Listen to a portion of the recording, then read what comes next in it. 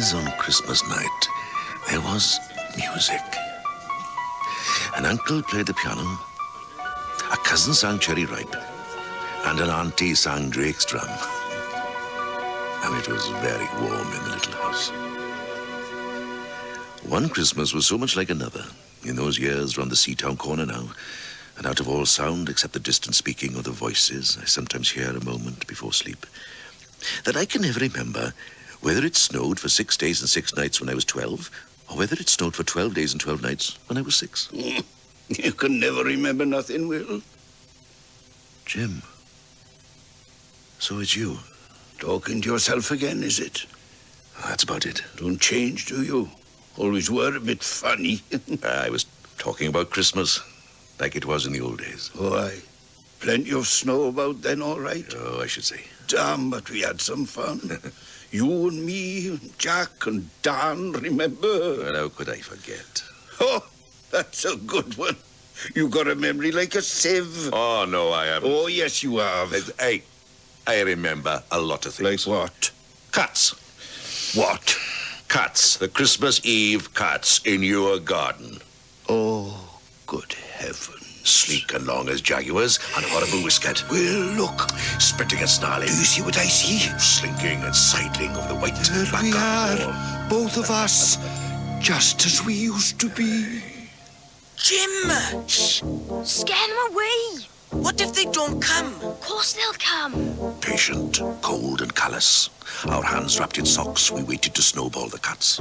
They always come. The Linkside hunters, Jim and I, fur-capped and moccasin trappers from Hudson Bay, off Mumbles Road. You ready for 'em, Will? Aye, but it's freezing, man. My fingers are dropping off. They'll be here any second. Don't be a sis. Ow! I'll shove this snowball down your gob in a minute, you twat. I did too, remember? I was coughing up winter in the middle of June. See what you've done now? You scared them away. Shh! The sun. It was like the far-off challenge of our enemy and prey, the neighbour's polar cat. It's Mum. The house on fire. Quick! And we ran down the garden with the snowballs in our arms towards the house. And smoke indeed was pouring out of the dining room. And the gong was bombulating, and Mrs. Prothero was announcing ruin like a town crier in Pompeii. Oh, this was better than all the cats in Wales standing on the wall in a row. We bounded into the house, laden with snowballs. Fire! Fire! Where's the fire, Mum? Use your eyes, boy. There was no fire to be seen, only clouds of smoke, and Mr. Prothero standing in the middle of them, smacking at the smoke with a slipper. A fine Christmas, I must say. A fine Christmas. Dad, you all right? Fire! Police! Help! That's on fire! No, he's not. There's only smoke. And Mr. Prothero waving a slipper as though he were conducting. Call the fire brigade! Oh, they won't be there, girl. It's Christmas. Oh, do something, boys. Do something! So we threw all our snowballs into the smoke. I think we missed Mr. Prothero. Oh, you're blithering. No, we didn't. The phone box on the corner. Let's call the police as well. And the ambulance. And Ernie Jenkins. He likes fires. But we only called the fire brigade. We thought there'd be dozens of them trampling the snow to death in their huge, shiny boots and drowning the wisteria. We stood agog and a magog as the fire engine judded to a stop and the crew tumbled out. All 3 of them. Where's the fire, boys? There, in the house. Run the hose in. Keep clear, you boys. This is perilous work. Come on. The neighbour's polar cat appeared, crouching in the snow, ready to pounce on Mr. Prothero. Fire! Fire! Come on out, you stupid woman. Come on, out! They got out just in time before the firemen turned the water on. Let him have it, Oscar. There, you fire them out! Keep up! This smoke's a killer! Nobody could have had a noisier Christmas Eve. And when the firemen turned off the hose and were standing in the wet, smoky room, Jim's aunt, Miss Prothero, came downstairs and peered in at them. Jim and I waited very quietly to hear what she would say to them. She looked at the firemen in their shining helmets, standing among the smoke and cinders and dissolving snowballs. And she said, Would you like anything to read?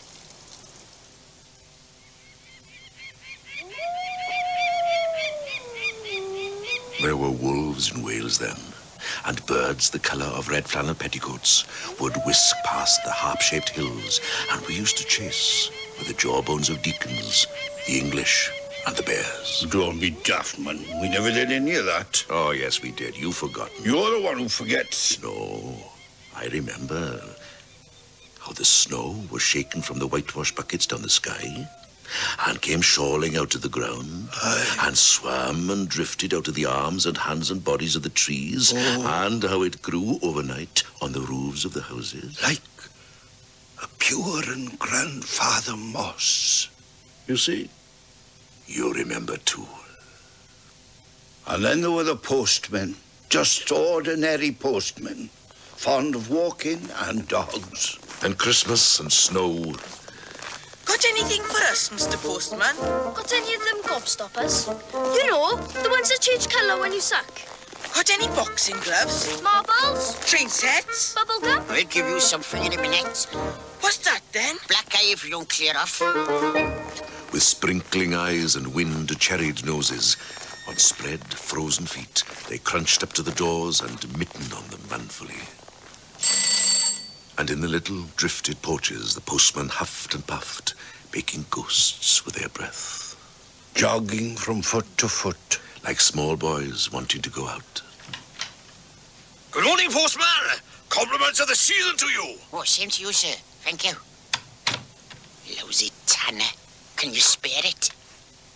But all we could hear was the ringing of bells. Those aren't doorbells, you idiot. You forget. The bells were ringing inside us. Speak for yourself.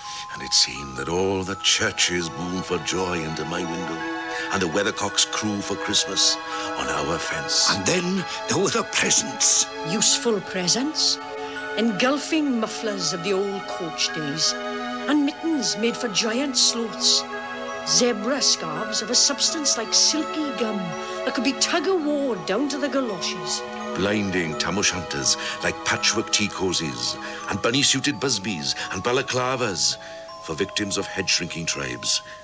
And from aunts who always wore wool next to the skin, there were moustached and rasping vests that made you wonder how the aunts had any skin left at all. And books that told me everything about the wasp. Except why. Come along now, you two. Make yourself useful. How, ma'am? Oh, run along to the shop to get me some presents for your cousins. What kind of presents, ma'am? Oh, useless presents, of course. Cousins are always useless, aren't they? What do you want, Mrs. Thomas? Well, bags of jelly babies for a start. Moist and many-coloured jelly babies. And a flag. A folded flag. And let me see now. Oh, yes, a false nose. I'll wear that. You need to. Your snout's horrible. And a tram conductor's cap. And a machine that punches tickets. A catapult, ma'am? No, never a catapult. Oh, come on, ma'am. A hatchet, Mrs. Thomas. Just a little one. Never in this world. Sweets, then. Any amount. Hard boils, toffee, fudge and all sorts. Crunchies, cracklers, humbugs, glaciers, marzipan. One butter Welsh for the Welsh. Now run along now. Don't waste any more time. Remember that celluloid duck someone gave me, Will? That was useless, all right. Can't say I do. Oh, you must do, man. It made a terrible noise. Oh, man alive. Sounds like a cat wanting to be a cow. That's it. That's just it.